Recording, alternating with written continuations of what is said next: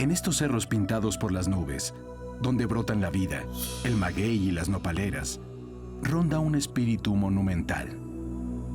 A veces luce así, como manantiales, como canales. Otras tantas se erige simplemente imponente en el paisaje, bello y funcional. Es el espíritu de un fraile español que llegó a nuestro país en el siglo XVI y que ha quedado perpetuado en Tezontle y Cal. Un espíritu que conjuga osadía y genialidad, vocación de servicio, frescura, salud. Joya cultural y arquitectónica imprescindible de México y del mundo. Este es el acueducto del Padre Tembleque.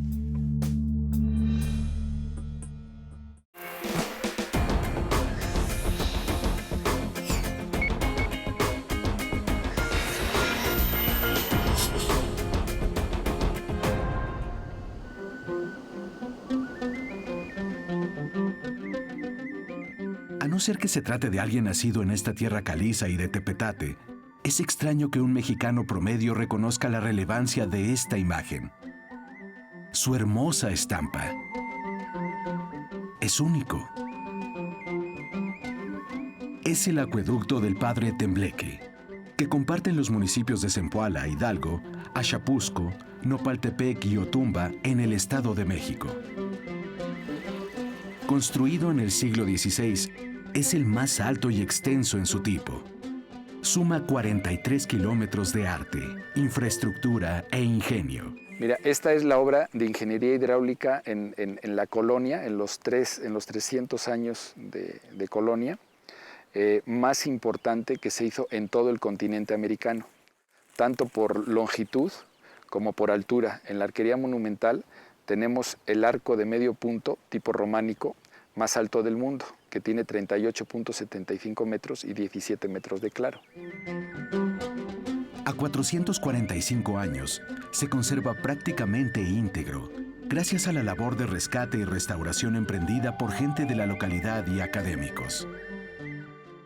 Se ha luchado mucho para que todos se enamoren y vean al monumento, no nada más la arquería monumental, sino que es un complejo hidráulico, es un sistema que tiene una trayectoria y que tiene una territorialidad y que es muy digno de que sea un ícono, un símbolo, un emblema de identidad para que genere un desarrollo cultural.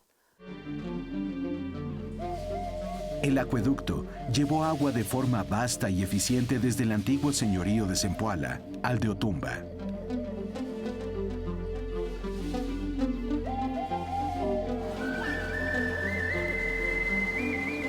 Se cree que aproximadamente fueron unos 300 años que estuvo abasteciendo de agua a Otumba. A Zempoala todavía sigue llevando el agua. Son datos interesantes, sí, pero insuficientes para comprender a fondo la importancia de la obra.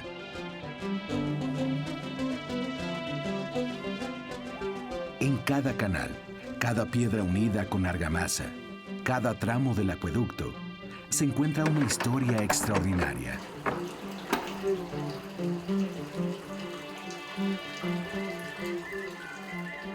El gran logro de un fraile franciscano nacido en Tembleque, provincia de Toledo, España, quien superó las dificultades de comunicación de este modo, con una espectacular construcción. Fray Francisco se hizo llamar así por los franciscanos, la orden a la que pertenecía y por su afinidad con el patrono de Asís, protector de los animales. En la iglesia de Todos los Santos, en Zempoala, Hidalgo, en la que radicó después de construir el acueducto, se le representa de este modo. Bueno, ahorita ya tenemos una escultura de Fray Francisco Tembleque, pues como no lo imaginamos. Pero ya no vemos a la persona, pero la obra ya está. Un gato mandadero acompaña al pie a esta efigie. Se ha documentado que el animal y el fraile tenían una relación peculiar. Por increíble que parezca, dicen que el felino se acomedía para atender a las visitas.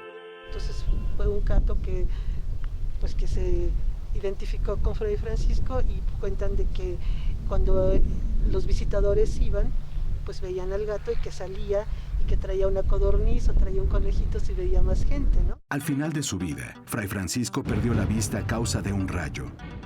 Este árbol es el reflejo de la furia de las tormentas en aquellos años. Pero este no es el aspecto más relevante de la historia. Con el descubrimiento de América por los españoles y la caída de Tenochtitlan, el Nuevo Mundo era una hoja en blanco para la evangelización. Fray Francisco de Tembleque fue uno de los encomendados para esas tareas, que debían realizarse con la adversidad propia de las tierras exóticas y desconocidas. Llegando aquí, se encontró con una enorme dificultad. Tenía vocación, pero poca habilidad para aprender con rapidez el idioma de los nativos. Bueno, Fray Francisco de Tembleque viene como muchos frailes franciscanos, misioneros, a la Nueva España. Llegan a Veracruz, pero a él lo mandan a Otumba. Entonces ese llegar a un lugar donde fue enviado por obediencia para servir, para dar la buena nueva de la evangelización. Viene al convento y él se da cuenta que no tiene facilidad de aprender el idioma de los naturales que estaban en la zona y andaba un poco desesperado porque veía que no se podía comunicar y al mismo tiempo no podía evangelizar, que era la misión que traían ellos. Yo veo valores esenciales de un ser humano, que veo una necesidad y que él tocó fondo porque sentía que no servía, que no estaba cumpliendo su misión. Yo creo que los seres humanos venimos por algo a esta vida. Entonces ya un poco desesperado le dice al prior que mejor se regresa a España, que porque aquí no veía mucho campo de acción. Entonces el prior le dice, pues espérate, si ya estás aquí, nuestro Señor seguro que te va a encomendar algo. Y en efecto, reconoció que la conexión no la lograría jamás con palabras, sino con servicio y acción. Y él, estando en el convento de Otumba, ve que los naturales agarraban agua de la Manal, que es un jagüey grande. Y ahí agarraban agua y antes de la llegada de los españoles, pues ahí tomaban su agua y estaba limpia y no había problemas.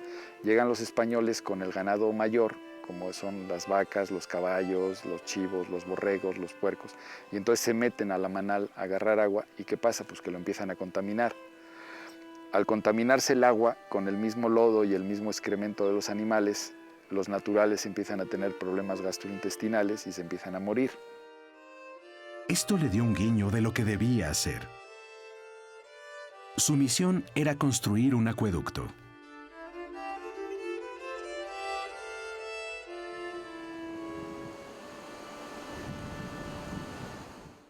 Fray Francisco de Tembleque fue un hombre visionario. Entonces él dice, bueno, pues si venimos a evangelizar y a los que venimos a evangelizar se nos están muriendo por el problema del agua, lo que hay que hacer es traerles agua. Y se da la tarea de empezar a buscar agua. Para satisfacer las necesidades de agua en Otumba, hoy un municipio del Estado de México, comenzó a explorar la zona. Descartó el Valle de Texcoco por ser más bajo en la geografía. Así acudió a una localidad cercana, Tepeapulco, donde no consiguió más que un buen consejo: mirar hacia el señorío de Zempoala, al pie del cerro del Tecajete. En Tepeapulco había un acueducto que habían hecho los franciscanos 15 años antes, pero no les quisieron vender agua al municipio, hoy municipio de Otumba. Y le dicen que en el cerro del Tecajete, a unas leguas al norte de Otumba, hay unos ojitos, hay unos manantiales que no se aprovechan, pues, que esos sí podrían canalizarlos. Y entonces pues ya lo traen aquí al cerro del Tecajete y dice, bueno, pues aquí está el agua, ya habla con los señores de la zona, de Zacuala, y empiezan a hacer el trato para llevarse el agua, la negociación, el trato para llevarse el agua a Otumba. a tocar puertas, el convencer, el decir, oigan, se necesita agua para los de Otumba, hizo negociaciones, los de Zempoala, y en el archivo de Indias está escrito cómo se hicieron esas negociaciones, porque los de Zempoala les dicen, bueno, sí te damos agua, pero ¿tú qué nos das? No, pues les damos frailes. Bueno, ¿y qué más? Pues te damos cera. Bueno, ¿y qué más? Pues plata. Y así se estaban dando esas negociaciones, pero fue el único pueblo que sí dio agua para que fuera Otumba. Y los de Zempoala dicen, bueno, sí, pero primero nos traes el agua a nosotros, y llega el agua a Zempoala. El virreinato autorizó la obra que parecía una locura, en parte porque le convenía. La ruta real entre el valle de Teotihuacán y Veracruz era esta zona. A las comunidades autóctonas las convenció de brindar su mano de obra con la promesa de dotarlas de agua fresca. Cuando inició la construcción en 1553, Fray Francisco fue criticado severamente por la lentitud de los trabajadores. Me acuerdo de una anécdota que leímos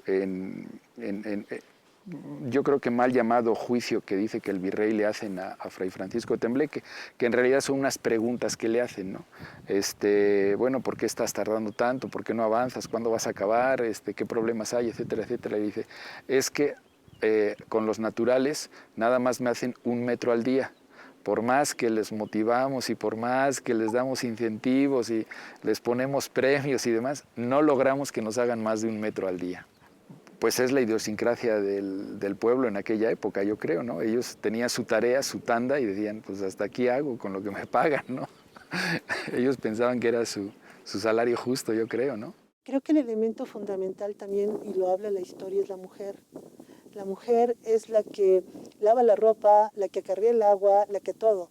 Entonces hay una relación donde se dice que las mujeres de Otumba trabajaron cardando lana para hacer cobijas y comprar cal. Y yo veo ahora cómo también el elemento de la mujer mueve, convoca, hace cosas.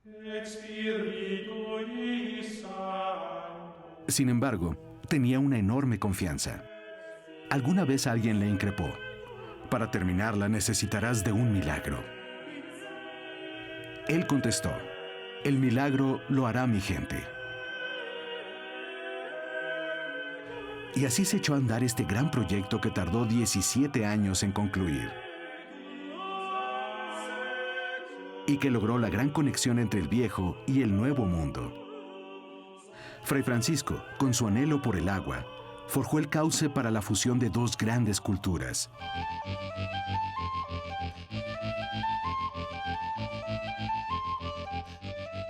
El acueducto del Padre Tembleque es considerada una obra mestiza, debido a que combina magistralmente lo mejor de las técnicas constructivas de las dos culturas que en aquellos tiempos colisionaron.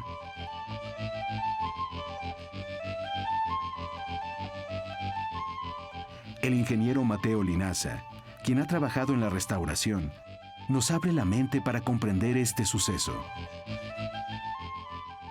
Sí, definitivamente es una obra mestiza, dirigida tanto por Fray Francisco de Tembleque y por el maestro Juan Correa y Agüero, maestro cantero de Castilla, que el rey también le dice que venga a llevar la obra, y el virrey le quita de los impuestos que se pagaban, como el quinto real, a 400 indígenas con el fin de que trabajen. Entonces ya tenía una mano de obra de 400 indígenas. Y mano de obra pues nativa, ¿no? Es un monumento al ingenio, una edificación histórica, donde todo fluyó para bien.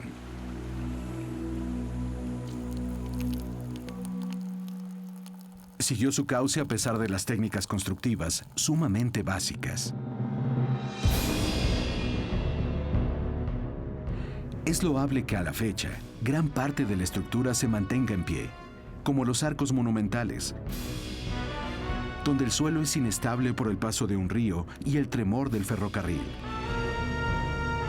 Esta herencia del mestizaje conjuga diversos conocimientos: Es el caso de los apantles o canales, bien conocidos por las comunidades autóctonas. Pero nuestra gente sabía hacer apantles como los de Netzahualcóyotl, manejaban la piedra, el tezontle, la cal. Y de esta región, también aprovecharon la preparación de la argamasa. La argamasa que se utiliza para el pegado de la piedra es la cal viva, cal en piedra, junto con arena de tezontle, que es la arena roja volcánica, y la baba de nopal. La baba de nopal dotaba de adherencia la mezcla para unir piedras. La arquería y el acueducto, en general, fueron una concepción retomada del viejo mundo. Y la técnica que usaron era la técnica de cal y canto, que es una técnica prehispánica.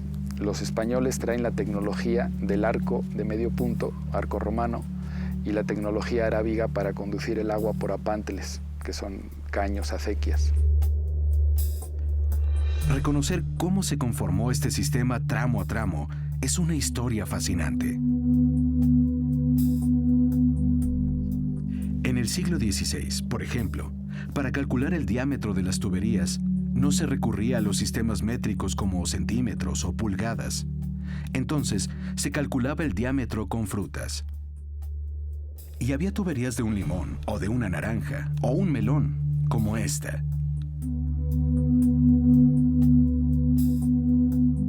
Llama la atención la arquería monumental, impactante y bien trazada. La zona más alta mide 38.75 metros.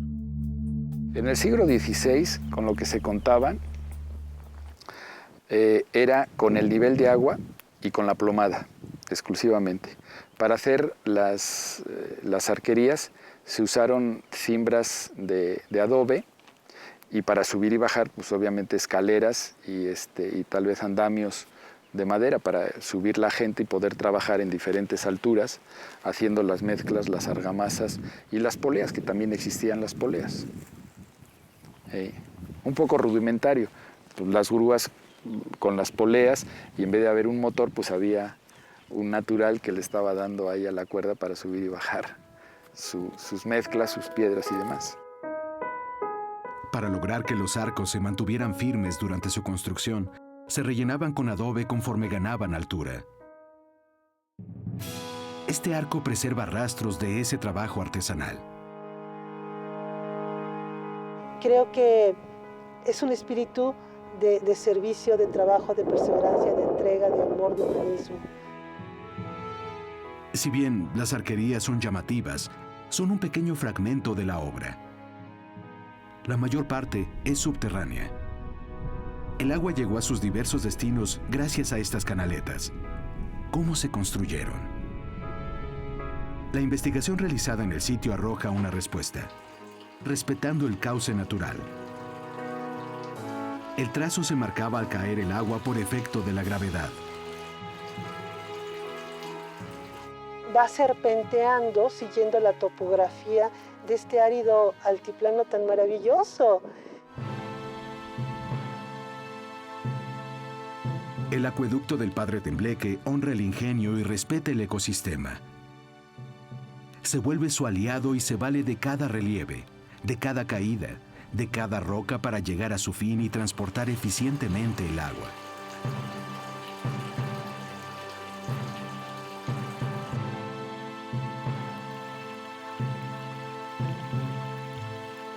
Han pasado 445 años desde que se terminó la construcción del acueducto y hoy, gracias a la labor de rescate emprendida en gran medida por un grupo de vecinos entusiastas, organizados en un patronato, se puede conocer su trazo de principio a fin. Son 43 kilómetros. Parten desde el oriente del Cerro del Tecajete, donde hay 7 manantiales. De ahí, comienza a avanzar el agua y se desprende un ramal de 9 kilómetros, que la lleva al centro de Zempoala, en Hidalgo.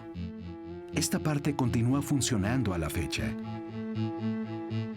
El otro ramal, de 34 kilómetros, llevaba el líquido por una ruta que hoy toca 3 municipios del Estado de México: Nopaltepec, Axapusco y Otumba. El poblado de Otumba. Destino final donde a la fecha se recuerda con estima la refrescante historia de Fray Francisco. El Patronato Acueducto Tembleque, que comenzó a operar formalmente en 1996, le ha devuelto el resplandor a esta impactante estructura. Este es el resultado de su trabajo. Los manantiales, u ojitos, como les llaman, actualmente están protegidos por barreras que respetan el estilo arquitectónico del siglo XVI. Embellecen el entorno con su encendido tono rojizo. De aquí surge el recurso que alimenta a los zapantles, reconstruidos también conforme a las técnicas de la época. Las arquerías han sido restauradas en su totalidad. Las arquerías. El acueducto tiene 6 arquerías. La primera es la de Tecajete, que tiene 54 arcos. La segunda, ramal para Otumba, es la hacienda de Guadalupe Arcos, que tiene 14 arquitos. Este, que es el tercer arco que le llamamos de Acelotla, hubo un tiempo al principio que le llamábamos arco caído. La arquería monumental, que es de 68 arcos, pues es impresionante. Se tardaron 5 años en construirla.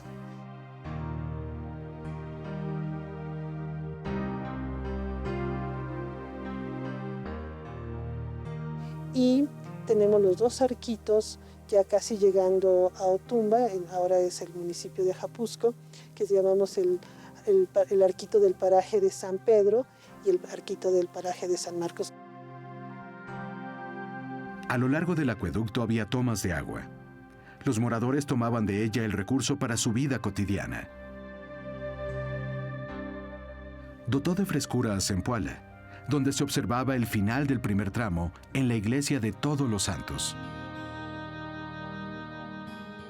El otro extremo se encuentra en Otumba, donde hermosas estructuras recuerdan el esplendor de la obra. Ahí hay un sistema de aljibes preciosos que dan fe de lo que eran los jagüeyes. El acueducto vive. Hoy en día tiene una nueva misión. Ya no busca la conexión entre el viejo y el nuevo mundo. Ahora pretende reconectarse con los mexicanos, para comprometernos con su historia.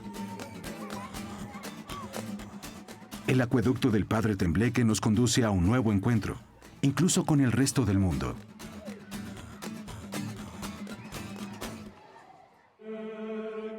La obra de Fray Francisco de Tembleque se mantuvo, de alguna manera, latente con el paso de los años. Funcionó de forma efectiva por más de 3 siglos, pero después, a partir de la Guerra de Independencia, su presencia se diluyó poco a poco. También influyeron fenómenos naturales como las grandes crecidas de ríos y lagos. Y por supuesto, la modernidad, que terminó por enterrar su existencia. Para el siglo XX, el acueducto del Padre Tembleque parecía una confusa leyenda, cuando en realidad era historia viva. Fue documentada a modo de novela por el sacerdote Octaviano Valdés en 1945. Un relato que despertó la curiosidad de un niño michoacano, quien, con el paso de los años, asumiría también el camino clerical. El padre Ángel Cerda Córcoles, nacido en Purépero, Michoacán, en 1933, quedó prendado del relato. De alguna manera, adoptó un poco del espíritu osado de Fray Francisco. Buscó saber de él durante sus estudios en México y España. El padre Ángel Cerda, desde chiquito, en su casa conoció el libro del padre Octaviano Valdés.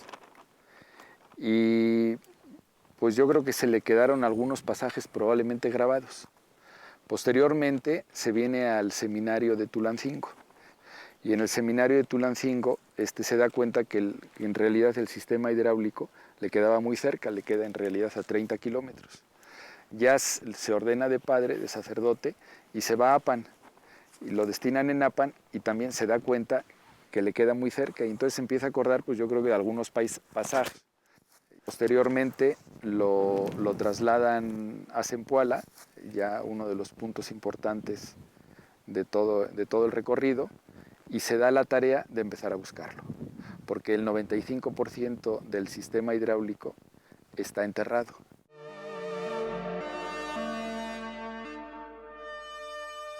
En 1996, con un grupo de entusiastas vecinos de la región de Zempoala y académicos, fundaron el Patronato Acueducto Tembleque. Con ellos inició el rescate de la obra. El patronato ya tiene 19 años y ahí hemos ido haciendo investigaciones, escalas, levantamientos satelitales, de topografía y demás, hasta que ya lo tenemos localizado al 100%. El trabajo del patronato fue fundamental para documentar el acueducto. El avance fue tal que en 2002 lo inscribieron en la lista indicativa para establecer su candidatura como bien cultural de la UNESCO. Con el paso de los años, vinieron más apoyos. En 2010, la Comisión de Cultura de la Cámara de Diputados gestionó recursos para impulsar la reconstrucción del sitio. El patronato recibió en 4 emisiones 25 millones de pesos. El gobierno federal formalizó la candidatura de bien cultural ante la UNESCO desde el 2013. Los primeros días de julio de 2015 se ha formalmente establecido el nombramiento. Una protección necesaria, porque el sitio, pese a su esplendor, es vulnerable. Entonces, el peligro de este acueducto es que se lo coma el desarrollo urbano, no planeado. Y si no sabemos por dónde va, pues entonces es el abandono, la ignorancia, no tanto, no puede ser la mala fe. No, pues todavía hay riesgos. Pues tenemos el problema de los grafiteros, ¿no? Que es, que es una cosa nueva, una tendencia, pero pues no en los monumentos históricos. Hay que hacerlo en otros lados, ¿no? No exactamente aquí. Y yo diría que ese es el principal problema.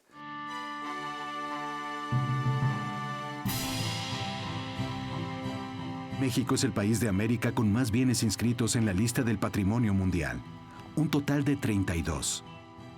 26 en la categoría de Patrimonio Cultural, 5 como Patrimonio Natural y 1 en la categoría de Bien Mixto.